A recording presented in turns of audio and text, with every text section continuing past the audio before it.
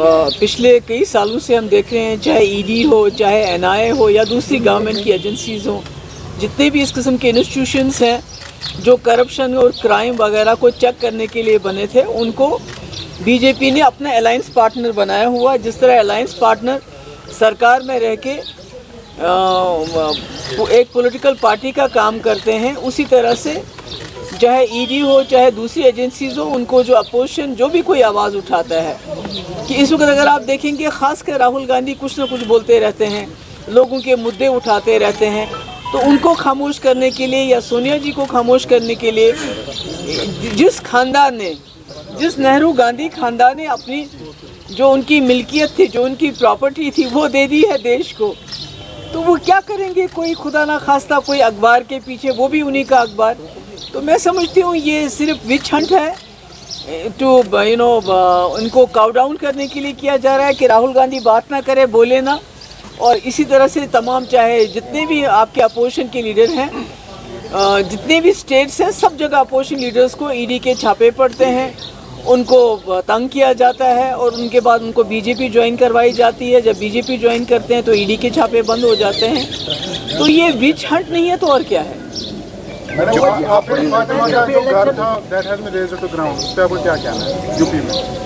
देखिए, जो हिंदुस्तान है ये पूरी दुनिया में माना जाता था भाईचारे के लिए, सेकुलरिज्म के लिए, डेमोक्रेसी के लिए, मगर बीजेपी ने सबका बेड़ा गर्क कर दिया है। जिस तरह से वो 20-25 करोड़ लोगों को, माइनॉरिटीज़ को एलिनेट कर रही है, ना उनका कोई वकार नहीं है, उनकी कोई इज्जत नहीं है, उनके कपड़ों पे सवाल उठाए जाते हैं, उनके खाने पीने पे सवाल उठाए जाते हैं, और अगर वो आवाज़ उठाते हैं तो उनको गोली मार दी जाती है, उनको लिंच किया जाता है, और उसमें सरकार का पूरा हाथ होता है। तो मुझे लगता है कि जो ये मुल्क गांधी और नेहरू ने बनाया था, उसका बिल्कुल उलट कर रही है बीजेपी, और इसके अनफॉर्चुनेटली बहुत ख़तरनाक नताइज हो सकते हैं आने वाले वक्त में, क्योंकि 20-25 करोड़ लोगों को आप बेदखल नहीं कर सकते, आप उनका वजूद नहीं मिटा सकते। तो ये जो बच्ची है जिसके घर पे बुलडोज़र चला, जिसके पहले वालिद को गिरफ़्तार किया, फिर उसकी माँ और बहन को पकड़ के ले गए, फिर उसको और उसकी भाभी को कहा आप भी जेल में चलो, आपको भी कुछ काम है, वो नहीं गई।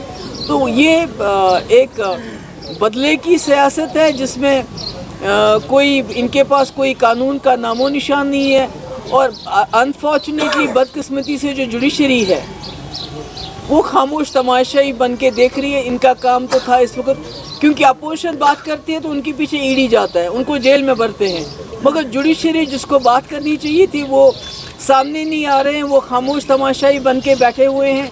मीडिया तो सारा गोदी मीडिया इनकी गोद में बैठा हुआ है, वो तो वही चलाते हैं जो इनको चलाने के लिए कहते हैं। Instead of arresting Nupur Sharma, उनको सिक्योरिटी दी है दिल्ली पुलिस में, कैसे देखते हैं आप? नहीं, देखिए, सिक्योरिटी का मैं समझती हूँ कि जब किसी को थ्रेट मिलता है, पहले तो थ्रेट करना नहीं चाहिए, तो उसमें सिक्योरिटी प्रोवाइड करना मैं नहीं समझती हूँ कोई ऐसी बात है। मगर उनकी गिरफ्तारी क्यों नहीं हो रही है? क्योंकि अगर आप कोई यहाँ मामूली सी बात करता है, ट्विटर पे ट्वीट करता है, मैंने देखा कश्मीर में क्या हो रहा है, हमारे जम्मू कश्मीर में अगर कोई ट्वीट करता है, कोई जर्नलिस्ट बात करता है, कोई सच बोलता है, तो उसको जेल में डालते हैं, उसको UAPA लगाते हैं।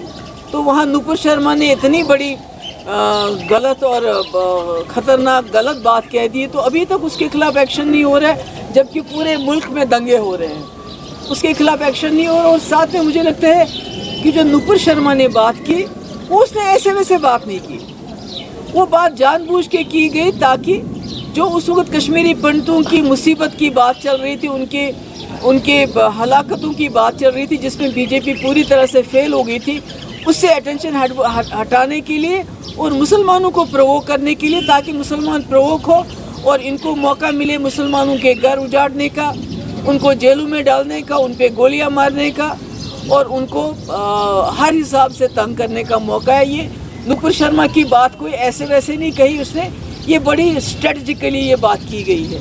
Thank you. महबूबा जी, आपको नहीं लगता जब इलेक्शन नज़दीक आ रहे हैं तो कांग्रेस को टारगेट किया जाता है? नहीं, इलेक्शन के बगैर भी इनका तो यही काम है, इलेक्शन कब नहीं होते हैं मुल्क में। यहाँ तो साल के साल इलेक्शन चलते रहते हैं, कभी किसी स्टेट में कभी स्टेट में। ये तो खाली कांग्रेस की बात नहीं है, आप ममता बनर्जी जैसे जो पूरे मुल्क में अंदर वो आती है, among the 3 honest chief ministers. उसका भी केस है, कोई चिट फंड का कोई केस है। आपका वहाँ का केरला का चीफ मिनिस्टर है जो सबसे ज़्यादा गरीब है अकाउंट्स में, उसके खिलाफ केस है। तो ये इन्होंने छोड़ा किसको है? कांग्रेस को तो करेंगे, क्योंकि at the end of the day it is the Congress who will have to take bull by the horns, और इनको चैलेंज करना पड़ेगा। 12,000 नौजवानों की फिर से उन बच्चों को पुलिस स्टेशन में वापस लाया जा रहा है। इनके पास कोई और पॉलिसी नहीं है, डंडे के बगैर, जेल के बगैर, सख्ती के बगैर बीजेपी के पास कोई भी पॉलिसी नहीं है जम्मू कश्मीर को डील करने की। इसलिए नौजवानों को जेलों में डालना, उनको बाहर के जेलों में ले जाना, उनको तंग करना, जर्नलिस्ट को तंग करना, इसके बगैर तो इनके पास कोई पॉलिसी नहीं है। But this policy is not working. आपने देखा कि यहाँ पढ़े लिखे नौजवान जो हैं अब खुदा ना खास्ता मौत को गले लगा रहे हैं, वो बंदूक उठा रहे हैं, वो मिलिटेंट बन रहे हैं, जबकि उनको पता है कि किसी भी दिन उनको मौत आएगी, मगर वो they feel there is dignity in death rather than living in life with indignity. Thank you. हमारी अपोजिशन पार्टीज हैं या अपोजिशन लीडर हैं, वो खामोश है, वो बात नहीं कर रहे हैं, मगर उनको डराया जाता है, उनको धमकाया जाता है। जैसे अभी आप ईडी की बात कीजिए, आप दूसरे इंस्टीट्यूशंस की बात, एजेंसीज की बात कीजिए, मगर जुडिशरी खामोश क्यों है? मुझे जुडिशरी पे ताज्जुब हो रहा है, क्योंकि judiciary is the last resort. अगर जो हमारी जुडिशरी भी अनदेखी करेगी इसी तरह, तो ये मुल्क तो खुदा न खास्ता बर्बादी की तरफ जा रहा है और बहुत ख़तरनाक माहौल बनता जा रहा है, क्योंकि 20-25 करोड़ लोगों को आप इस तरह दुत्कार नहीं सकते, आप उनका वजूद नहीं मिटा सकते। मतलब कि मुझे लगता है कि मुल्क जो है बहुत ही खतरे की तरफ जा रहा है, एक पीसफुल मुल्क एक खतरे की तरफ जा रहा है। पूरी दुनिया में हिंदुस्तान जमहूरियत की वजह से जाना जाता था, सेक्युलरिज्म की वजह से जाना जाता था, आज वही हिंदुस्तान जो है बुलडोज़र की वजह से जाना जाता है, मारपीट की वजह से जाना जाता है, खून खराबे की वजह से जाना जाता है। Thank you so much.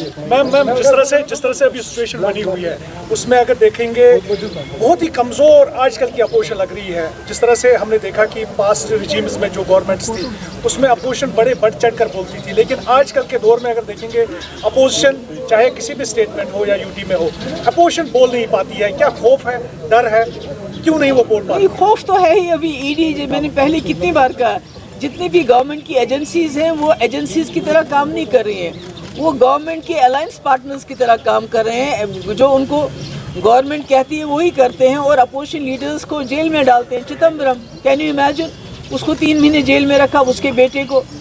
Sonia जी, राहुल गांधी, जिन्होंने अपने जो उनके जो ग्रेट ग्रैंड फादर्स हैं, उन्होंने इतनी प्रॉपर्टी दी है, इस मुल्क को डोनेट की है, तो उन्हीं को आज कहते हैं कि भाई आप चोर हो। तो अब क्या कह सकते हो आप ऐसे में? अपोजिशन ऐसे में क्या कर सकती है? पर जुडिशरी का बहुत बड़ा रोल बनता है। अगर जुडिशरी इंटरवीन करे तो बहुत कुछ हो सकता है, मगर मुझे लगता है जुडिशरी में भी हमारे जज जो हैं, कहीं ना कहीं जो मॉर्निंग वॉक के लिए एक बार गए थे, तो उनका बाद में खुदा ना खास्ता क्या हशर हुआ था, तो शायद उन पे भी दबाव होगा किसी किस्म का, मुझे मालूम नहीं। मैडम, मुझे कौन सी करप्शन की है बताओ? नायलन चप्पल पहन के वो 1-2 कमरों में रहती है, कौन सी करप्शन की है? यहाँ जो हमारे लीडर हैं इनके, वो तो दिन में 10-10 ड्रेसेस बदलते हैं, 4-4 लाख के कपड़े पहनते हैं। उन्होंने करप्शन नहीं किया तो उसने करप्शन की। दौलत लुटा दी हो इस मुल्क के लिए, आज उसी खानदान को ये कहते हैं कि भाई तुमने करप्शन किया, वो भी उस अखबार के लिए जो उनका अखबार था, जो उसको जवाहरलाल नेहरू ने शुरू किया। ये विच हट है, और इसके खिलाफ अगर लोग, मैं कहती हूँ कि इसी के लिए नहीं बल्कि बाकी जो मुद्दे हैं हमारे, जैसे आज माइनॉरिटीज़ पे बुलडोजर चल रहा है, सब मुद्दों पे अपोजिशन को आना चाहिए और सड़कों पे आना चाहिए।